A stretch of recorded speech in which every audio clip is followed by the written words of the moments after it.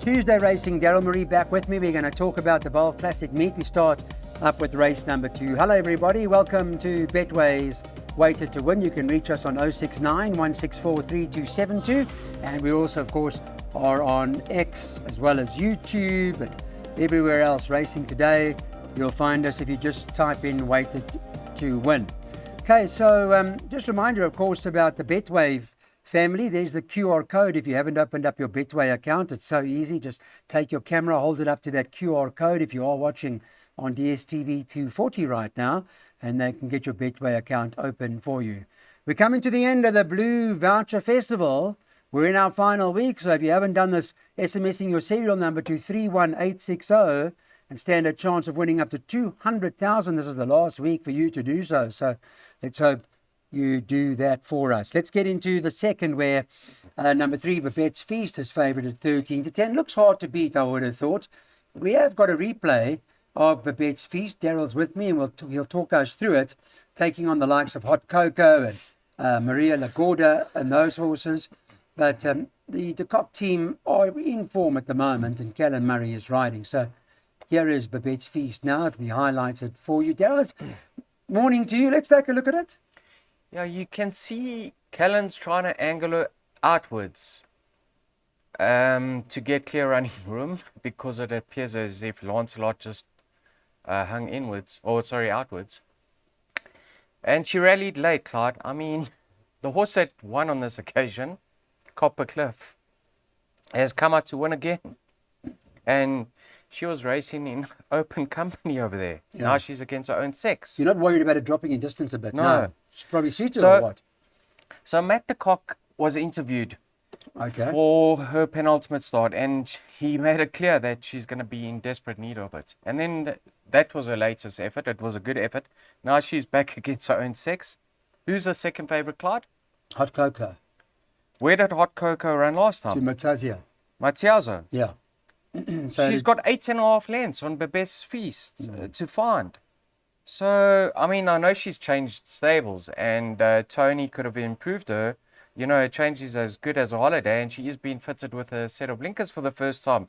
But strictly on paper, I mean, it would be mind-blowing if Hot Cocoa had to turn around the form with Babette's Feast. Okay.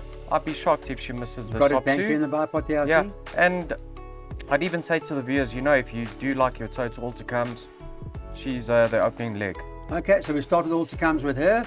Bankering number 3, Babette's Feast, in that bipod that will cost 216 Rand.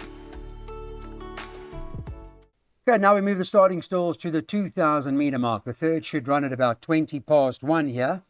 And number 5, War Talk, is top of the boards, is 22-10 at the moment. There's been some support for that one. Vixen in the Vineyard is at 5-1. Good run last time. 6, Chickasaws 5-1. 7-1, 10, Hats and Heels. And it's 11-1 and better about the balance. We've got a replay for you, and this is when War Talk, that last start of War Talk, was a pretty decent sort of run. Reminder, whilst you're watching, Blue Vouchers on screen at the moment, just top up in seconds this January. Remember, this festival's coming to an end this week. Here's the replay of War Talk when running quite close to Narrow Twa. Got close to the finish here, Daryl. I'd like you to watch how she's ridden, Clyde. I thought she wasn't ridden vigorous whatsoever. Just with her hands, punched out with her hands. If you watch the head on, I don't think she actually got a smack. She was hanging out towards the outside. So maybe Craig was a little bit concerned that she'd drift off a straight line. But yeah, lovely effort. You can see who's back in third of there is World Order, who came out and won over the weekend.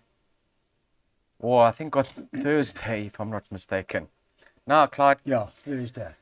There's absolutely no doubt her last 2 efforts have been her best to date. Since being stepped up in trip, she now goes 2,000 meters. Have a look on the Frangipani run. Chickasaw wasn't too far behind, and Chickasaw needed that run on the half felt. It was her first run for a new yard, and she's got a kinder draw. I'm not totally ruling out Chickasaw. She's even got a chance of reversing the form.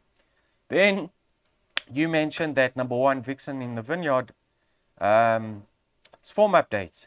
Yeah, It was a lovely effort. She ran second. She looked the winner, didn't she? she did. She ran second behind Colterati.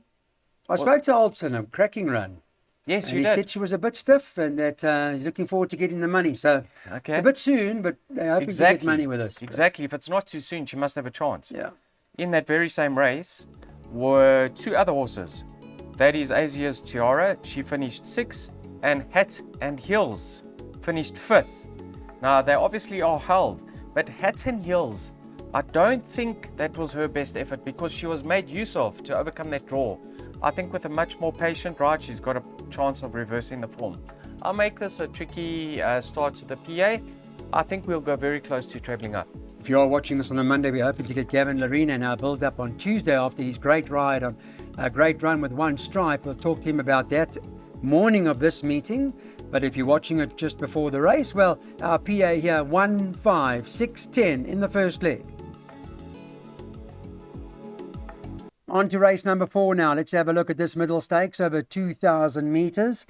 And in terms of the Betway market, let me pull that up for you, giving you an idea on what we're doing. One More Star, we've got a replay of One More Star. We'll show you trading at 28 to 10. 7 Flashy Apache is 3 to 1. 6 Texas Missile, 7 at 2. 4 Dance King, 9 to 2. Good to see Waishong Mao Wing in the winner's enclosure, and the 1 Royal Editions 11 to 2. There's your last chance with Blue Voucher, everybody. We're closing up with a Blue Voucher Fest this week. Stand a chance of winning up to 200,000 Rand and top up your account using that platform. Callan Murray riding for the Alec Laird stable here. And this is the replay of DJ Jazzy D's One More Star, quite far back here. Yes, and he finished the race off very well, Clyde. Obviously in the same race was Flashy Apache in the pink, just ahead of him. You'll see he's angling out now and he runs on extremely well. I mean, this is a blanket finish. Also contesting the finish over there is Little Miss Splendid, and she ran a lovely third behind Royal Invitation. Yes. On the weekend. And that was won by Titans of War, who set a new class course record. Yes. Was Titans of War. And whose owner flew in. Yes, with a helicopter. Well, the helicopter and flew out after the race.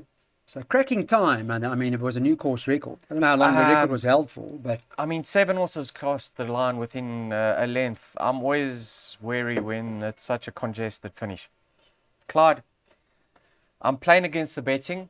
I'm very surprised to see One More Star at the top of the boards with Flashy Apache. Now, Flashy Apache, yes, on his penultimate start, he's 5.5 kilograms better off with Texas Missile for a 2.5 length beating. So on paper, he's going to reverse it. But he's a 7-year-old having his 51st start. Texas Missile's a 3-year-old having his 5th start. I'm not worried about the weight turnaround. I think Texas Missile will confirm that form and start shorter than him in the market. But the one I'm leaning towards is Dance King. And I can't believe his current price. I think he'll start close to favourite. Bookmaker favourite come race time. 3 runs back, when Sereno rode him, so he knows him, he gave him a very patient ride. And I'm not saying that the next 2 jockeys did anything wrong. I'm saying it just shows that he is capable of finishing his race off. Last time out, in a pinnacle, in that race, was Navajo Nation, right? He won. Also in that race was Olivia's Way, Bus Stop in Hounslow, Son of Raj. All of them contested the Betway Summer Cup. He was 7.5 kilograms out with Olivia's Way and Son of Raj, and 5.5 kilograms out with Bus Stop in Hounslow. There's absolutely no doubt he ran above his rating, and the same in his penultimate start, he ran above his rating. And he's now 3.5 kilograms better off with Royal Edition. Back in a handicap, I'm tipping them for Dance King to beat Texas Missile number 6. Okay, 346 Rand for 10% if you take that pick 6, the way Daryl structured it. To this divided handicap we go. It's over 1,000 metres on this classic track. Should run at about 2:30. And let me pull up the Betway market for you, where they bet 5 to 2 about number 3, Roaming Spirit, top of the boards for the De Kock team. 6, Caroline Ireland for the Tony Peter team. That's trading 5 to 2. They joined. There's actually been some money for Caroline Island, by the way. 2, Poblano is trading at 28 to 10. 4, Bosom Buddy is also around 3-1. So there are quite a few in the market. Only a small field, and 4 of them are all 3-1 thereabouts. 1 Miss Leah 7s, and 5 Let's Go Lola is trading at 14-1. So all runners quoted. I've got a rerun for you with Caroline Island lined up for you. We're going to take a look at that start when run. I think it ran to Vanacum on this occasion, eh, Daryl? Yeah, I was actually impressed with her run, Clyde. I mean, she was off the track for a long period of time. I'm concerned that it's 10 days later. That's my biggest concern. I mean, this was a decent lineup. It wasn't only fillies and mares. It was in open company. And she was far from disgraced. She must But have the needed backup, it, eh? yes, the backup is very soon for me. So I'm always wary. Now, I looked at Mr. Sage's form, Clyde. You know, his last 10 runners, he's hit the crossbar on 4 occasions, 4 seconds. So he's not having winners, but his horses are running well. He's got a small string.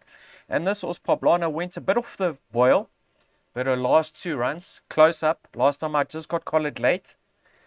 The drop to 1,000, that's a concern for me. A winner from there was Elegantrix. Came out to win one of our favorite races, the Betway Swallow Stakes. So the form line has been franked. But go back to her penultimate start behind Tuscan Romance.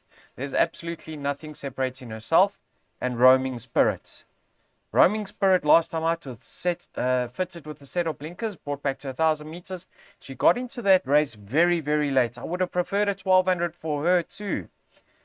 But it's a small field and perhaps she can latch on.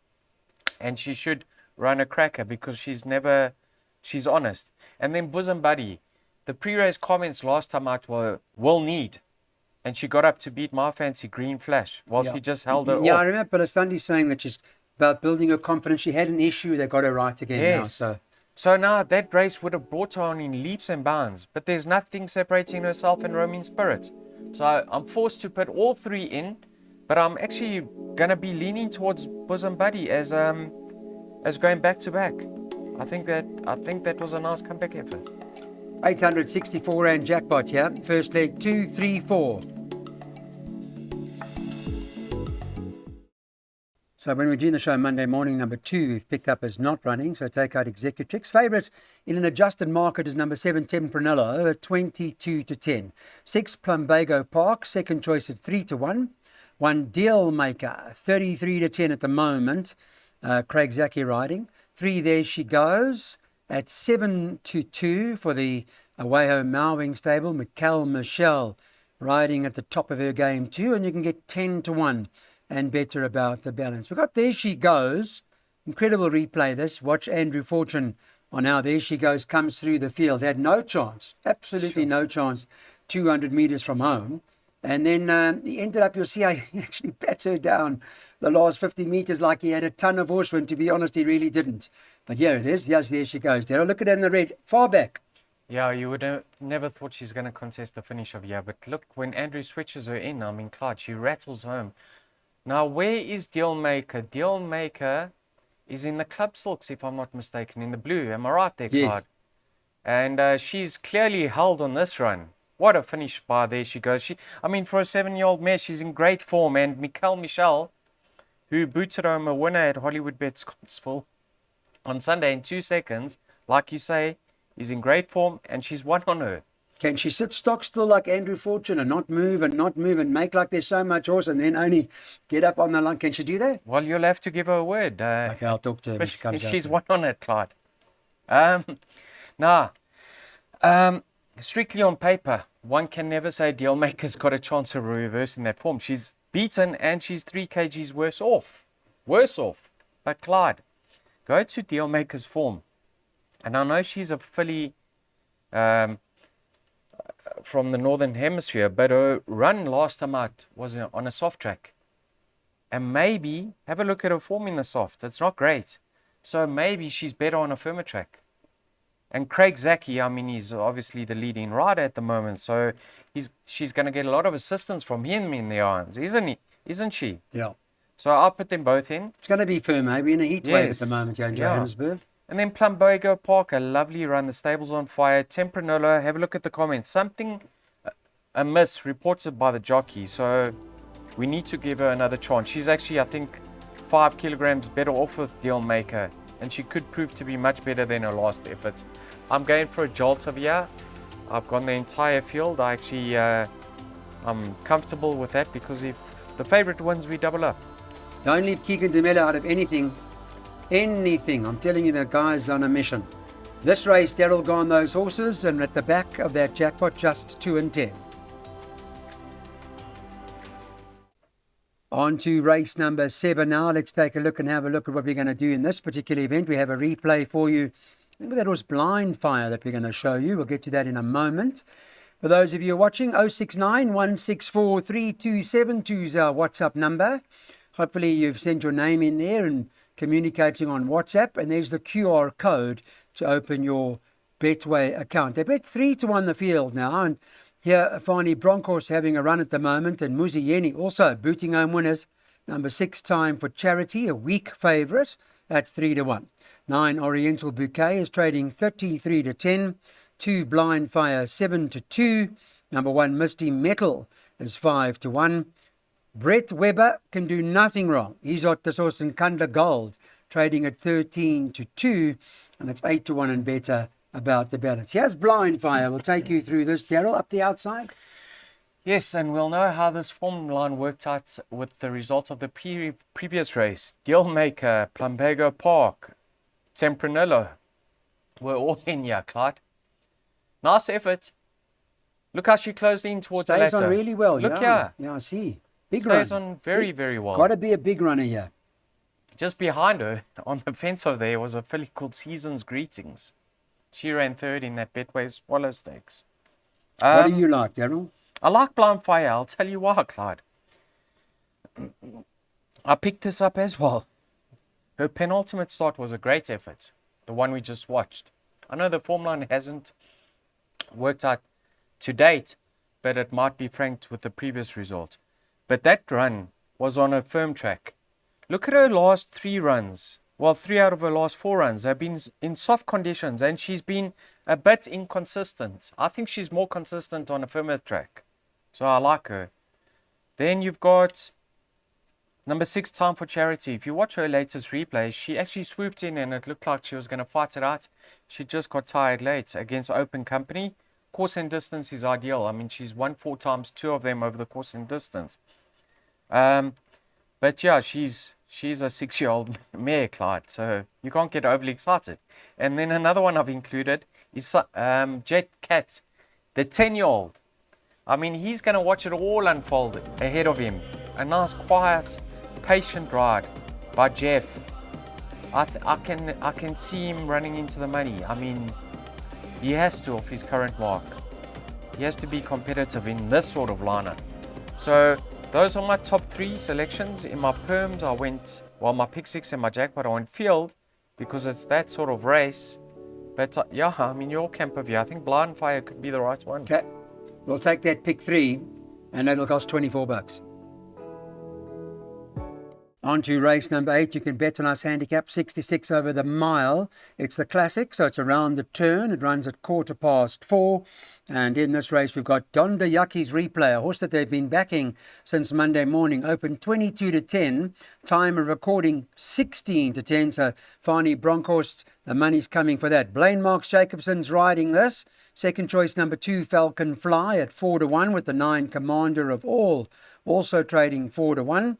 Number 3, Sheets and Goggles is trading 13-2, and the 10, Bold Action is priced up at 8-1. You can get around 12 or 13-1 and better about the balance. This is Donda Yaki's last run. We're going to have a look at that. Second on this occasion to Fire in Her Soul, Daryl. Yes, Fire in Her Soul's with the yellow and the pink swooping on the outside, and she's on the rail, the grey filly. She stays on over here, Clyde. And she was doing it a bit too hard in the early stages. She was over racing. So I was worried about that. I said she's over racing over the 14, 15. Now I've been stepped up to a mile. I've got my doubts. You're not sure if she'll stay. But look at the car changes. The blinkers are off. So I'm happy with that. That will give her more chance to settle in running and not take a tug. You know, when I opened the book and I saw I know what Donda Yaki's about, no disrespect, and I saw so short in the market, I said I'm going to play to beat her.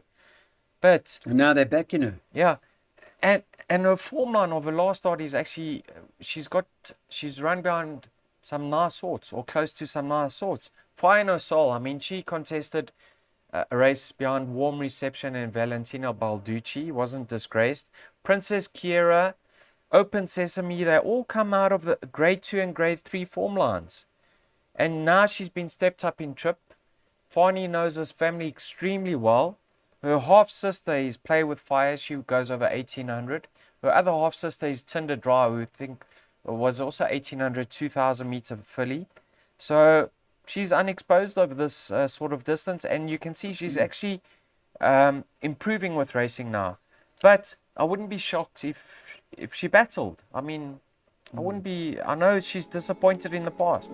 Falcon Fly. I'm also wary of her form line, but in her first start for a new yard, she was ridden quietly, and she actually won a smooth race. She's also been stepped back up to a mile, and she should have stripped fitter because Mr. Laka said she'll need that run.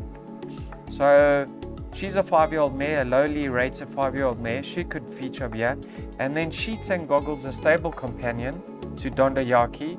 We know she gets the trip. We know she's one of the course and distance. She's been thereabouts recently. She's come down slightly in the ratings, down to a 65. The same mark she won her most recent success off, beating Sigrid Swing, which happened to be of this very same course and distance. Maybe lightning strikes twice over there. And then I've also included number 9, Command of All. I mean, the stable's firing. But yes, Dondayaki in her last effort may be the one to beat. But yeah, I've got my doubts. Yeah, Fani Bronco's got a very strong hand in the race, but that's our recommended exacta box. Okay, let's move on now to the 9th and final race. Father Christmas is back, and let's see how he does. Tony Peter and Gavin Larina team up. They bet the following. Father Christmas currently 4-1. He was trading at 5, so some support for that. Number 4, Red Light, Green Light. Also Tony Peter, first run for the yard, is trading at 9-2. 5, Frosty Nova is 9-2. Number 7, Laughing William, 9-2. And the 10, Quick Freeze, is at 9-2. 1, Salute the Flag, is 6-1. And it's 7-1 about number 8, Continental King, 25-1. And better about the balance. Quick Freeze, we're going to have a look at this start. A likely race guy from the Craig Zaki and Lucky Udalaka's team. Here's a look at what Quick Freeze did last time. Now, it's only had 2 runs today. Yes, now you can see going through the final 200, Clyde, there's 3/4 of a length separating them. But I know the form line's wary of who he beat. But have a look at what he does inside that final furlong and how he's going away from them. This was over 1200, Clyde.